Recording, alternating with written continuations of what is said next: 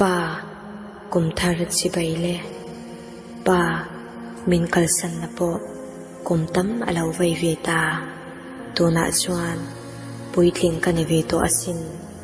min kalsan ma katana ithil min ti sak song song kha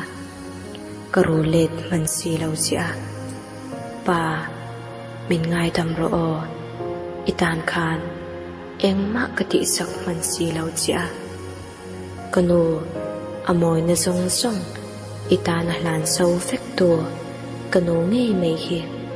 kalau ti sak fekto na niya pa kan ngai che pa kan mangai che pa kumaron thara itel lava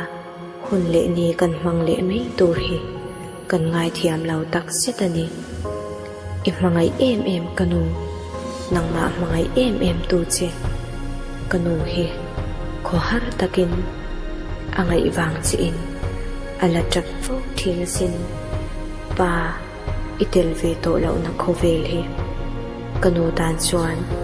ari luk luka ben cheng le nin om achang sia pa